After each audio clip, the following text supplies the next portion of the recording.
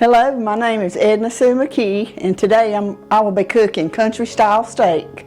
It's a favorite of my family's again, and so I'm going to show you from the very beginning exactly what you need to buy and how you prepare it. You get cube steak at the grocery store, and when you go there, you'll see tenderized steak, you'll see chopped steak, but make sure you get cubed steak.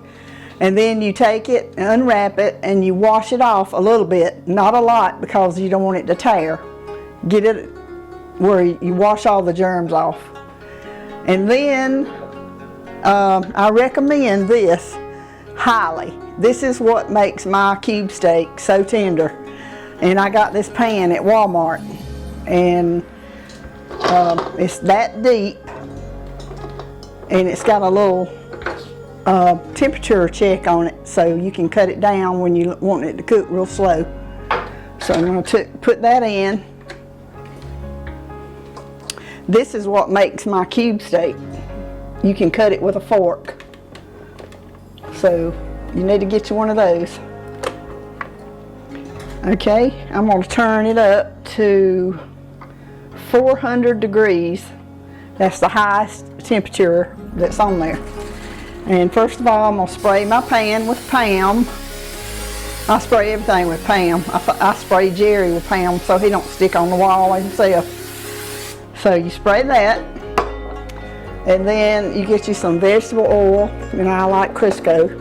I don't guess that really matters, but you pour it enough just to cover the bottom in it. You don't want it standing in grease. And you don't want it to, you don't want to have too much because your gravy it'll be greasy looking. So just cover the bottom good. And then get you some self-rising flour. And you're going to take each piece and coat these pieces of steak. Okay, you start by coating the cube steak really well with flour.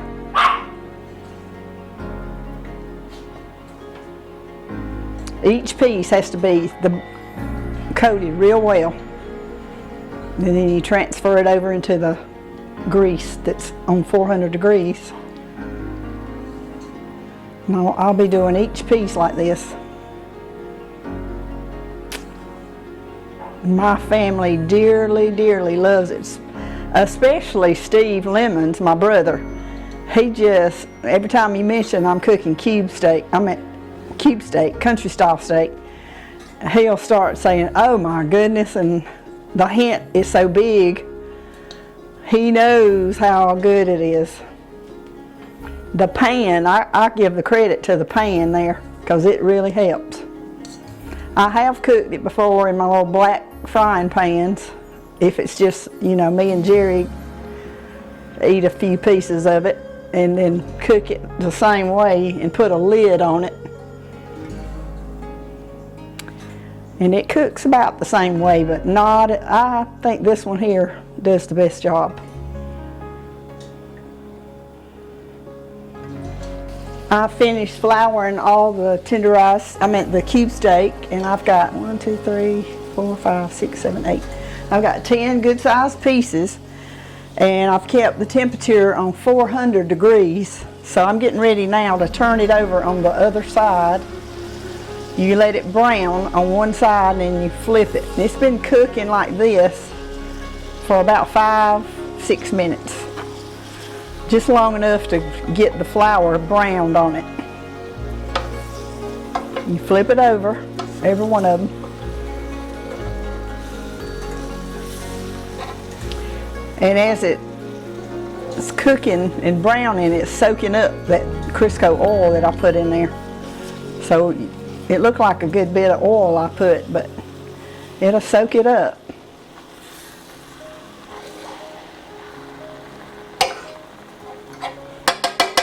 Okay, I'm going to leave it like that for probably another 5 or 6 minutes. And since I flipped it, I'm going to put some salt and pepper on it. On each piece.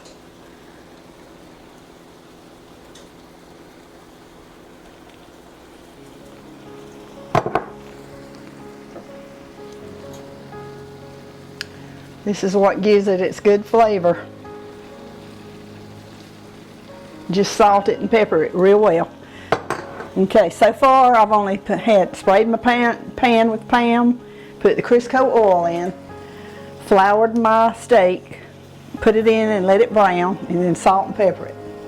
And I'm going to let it cook like this for about 5 minutes, and then we'll start something else. The steak has been cooking now for probably about 15 minutes, and it's brown on both sides. So I'm going to cut the temperature down just a little bit, maybe to 300, and I'm going to I cut up in some little pieces about like this.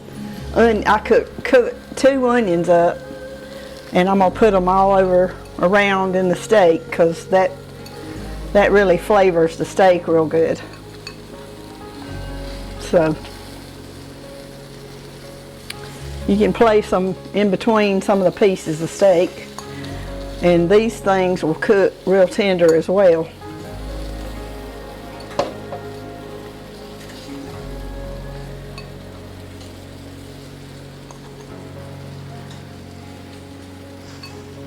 Okay, after I put all the onions in, I'm going to add, I've got 4 cups of water poured in my measuring cup, but I'm not sure if it's going to take that much, because I usually just put it in there, but we'll see.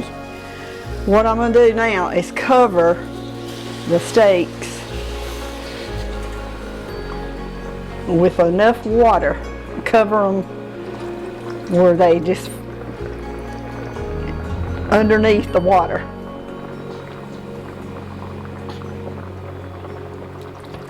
It looks like it's going to take about all. I'm going to just put the whole 4 cups in.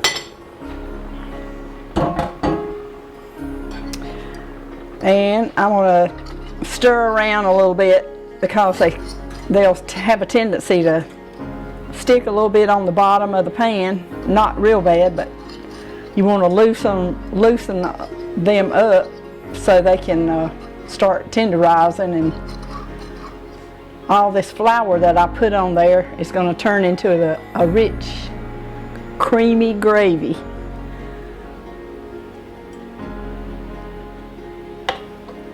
I've got everything placed in there. So what I'm going to do now, the last ingredient that I'll put is 2 cans of pet milk. And I remember to put 2 holes in the can this time, because last time when I was making my banana pudding, Jerry reminded me that it took half a day for the milk to pour out.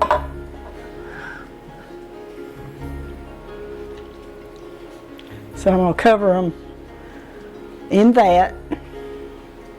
2 full cans. And kind of mix it up a little bit with your fork.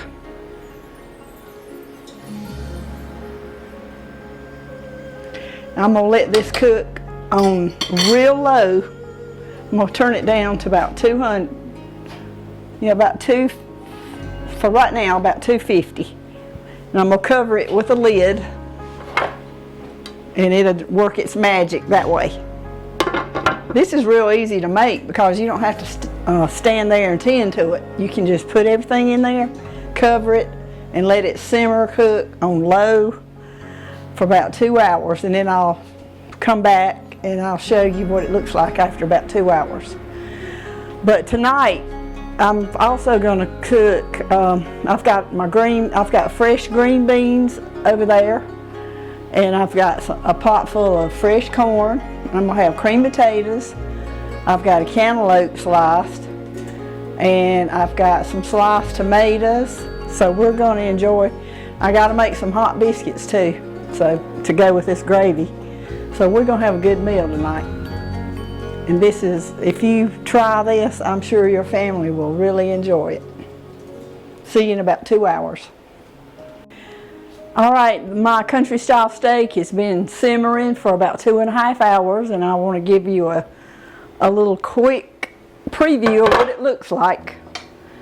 It's got creamy gravy with it, and you can eat this over cream potatoes or rice. But the steak is so tender you can cut it with a fork. Our family loves this, and I hope that yours will enjoy it if you give it a try.